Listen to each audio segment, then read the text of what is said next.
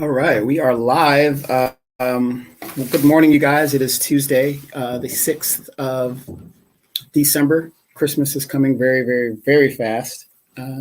Hope you guys are taking care of yourself and spending money that you do have, not money that you don't have. I know for a lot of moms out there, it's very important that their kids have a best Christmas they can possibly have, but I think it's a little bit more important that they have a roof over their head when Christmas is over. So please, please have some maturity about some of the decisions you guys make out there.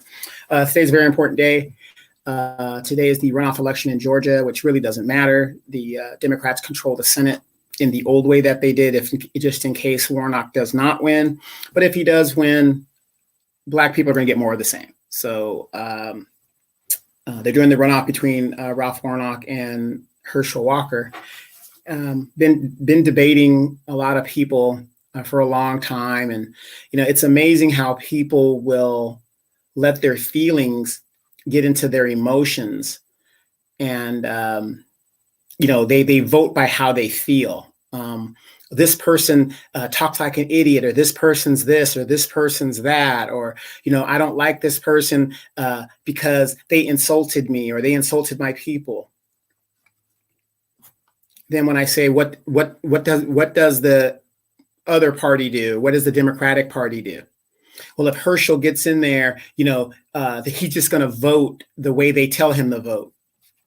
There are 63 members of the Congressional Black Caucus. How do they vote? Do they vote the way Nancy Pelosi and the Democratic leadership tells them to vote? So what's the difference? And it's kind of crazy how people look at that stuff. Hey, Rain Love, good morning, or wherever you're at. Maybe it's good afternoon, but good morning to you. I'm here in California. So they say it's a very pivotal election. I don't really think it is at this point. But I try to break things down to make common sense. I'm having a new podcast that I'm starting. It's called Critical Thinking. When I was in college, I took a class that taught critical thinking. And if people would critically think rather than go off emotion, I think they would make better decisions in regards to their lives and the people that they elect to serve them. When I ask people constantly, I've been on a Twitter war with Ralph Warnock, or basically his staff, who runs his Twitter account. And they keep telling me, all these little tropes. Oh, well, if Herschel gets in there, this is what's going to do. And, he's going to do this and he's going to do that. And I said, well, okay. What has Ralph Warnock done? And they never answer that when I reverse it on them. Well, I said, well, tell me specifically what Ralph Warnock has done for Black people, specifically for Black people in the 2 years that he's been in office. Silence. I get dead silence. Ralph Warnock is running off of the Boule Black experience. Like all of these sororos and fraternities are out there, using the HBCU trope, using what the Deion Sanders thing is and all this other stuff. It's kind of crazy. And I just look at that and I'm like, okay, what's the difference? If you get nothing from the Democratic Party and you keep voting for them, we know what Herschel's going to do or what he ain't going to do, right? We already know that. You know that. So why would you still give your vote to the Democratic Party? Here's what I tell people all the time. If I go out there and let's say I constantly go out there and I knock people's mailboxes off the hinges in front of their yards, right? I just do it just because I want to do it. And I constantly do it. And there's no repercussions for me to stop doing it. There's no penalty. That's how the Democratic Party feels about Black people. You're going to vote for us anyway. We're bad, but they're worse. 0 from 0 is 0. That's why I look at some of these schools and they look at the GPAs of the kids. They go, oh, this person has a 4.5 GPA. You can never give more than 100%. You can never give more than 100%. And I'm fairly good at math. I had to re-educate myself. I went all the way up to trigonometry, and I minored in physics. So I'm fairly good at math. Now, you can say this person got 100% plus 5 in extra credit, but you can never give more than 100%. So that's how the Democrats feel when it comes to Black people. Well, we don't have to do nothing for you because you're going to vote for us anyway. Why should we have to give you qualified immunity? You're going to vote for us anyway. Why should we have to give you reparations? You're going to vote for us anyway. But maybe if you start critically thinking your interests, not my interests, not the Democratic Party's interests, not America's interests, your interests, maybe you'll start to vote different. But, you know, we have these people that have been just rudimentally, they've just been conditioned to just vote Democrat. But yet we've got single mothers here in California that are being thrown out in the streets and being evicted. The eviction moratorium is up. Nobody's talking about that. We have a fentanyl drug addiction that is happening. Nobody's talking about that. We still have mass incarceration for Black people. Nobody's talking about that. We have lack of wealth in the Black community with inflation. Nobody's talking about that.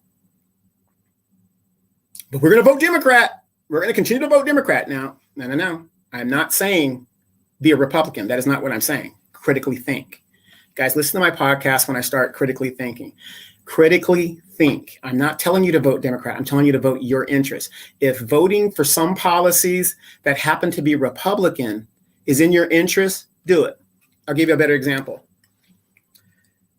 Debating these boule Black Democrats, and they're talking about, oh, universal health care, Obamacare is a great thing, and it's so great, we got to have universal health care.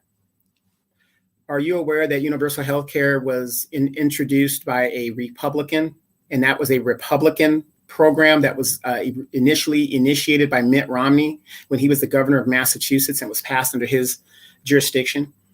The form of universal health care that is Obamacare, that was a Republican agenda item. Huh? What? Critical think. So if you like universal health care, that wasn't a Democratic talking point. Matter of fact, the Democrats were against that for years. It was a Republican Massachusetts that did to where it's at today. And yet all these Democratic for it. Critically think. So anyway, I'm going to be going on a podcast with Dimitri a little bit later on. Great show. I wish I could have been on it yesterday with the 5-star general. If you guys remember, Dimitri and I, we were on the war zone with the 5-star general for like over a year, and invited me back last night, but I had to do stuff with my nephew, and he had a game. He won a basketball game, and it was really good to see. Sometimes it's really good to see people come back together and do that. So yeah, okay. Hey, good morning, Beverly White. Good morning. You did not know that.